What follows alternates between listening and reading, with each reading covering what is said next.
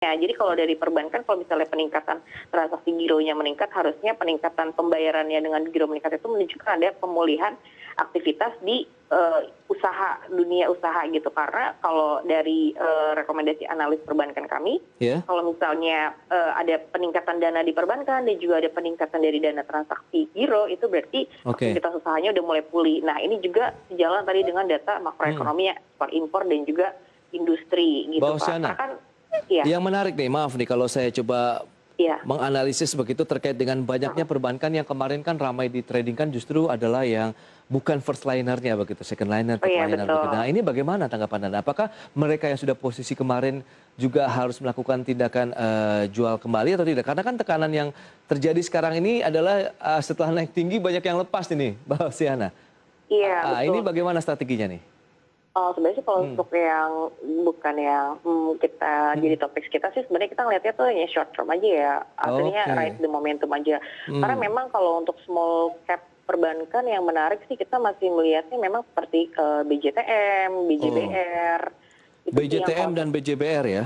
iya, tapi Oke. kalau untuk, yang lain kalau kita lihat kita dari sisi, kalau perbankan misalnya kita pakai valuasinya price to book value ya. Yes, Itu kalau untuk PBV-nya. saham-saham seperti, yang tadi ya, maksudnya yang sempat naik cukup tinggi itu, Mhm. udah cukup mahal sih Pak, kalau kita lihat gitu. Sedangkan Hmm. kalau untuk, perbankan yang memang udah big cap, ya itu kan masih jadi jauh lebih murah gitu. Dan juga dari sisi, apa namanya, cakupan dari nilai Iya, transaksi dan juga kreditnya gitu. Sedangkan kalau untuk small cap-nya seperti BJTM dan BJBR, karena kan ini momentum dari pemulihan ekonomi artinya small cap yang lebih menarik ya, itu kita betul. masih arahnya ke BJTM dan BJBR sih, Kak. Oke, meskipun fluktuasinya cukup ketat begitu ya dan cenderung Iya, stagnan kalau kita lihat di BJBR maupun BJTM ya kalau kita lihat secara chartnya betul. begitu grafisnya. Berarti masih tetap Anda rekomendasikan untuk di bawah saham-saham utama di perbankan begitu ya BJTM dan BJBR?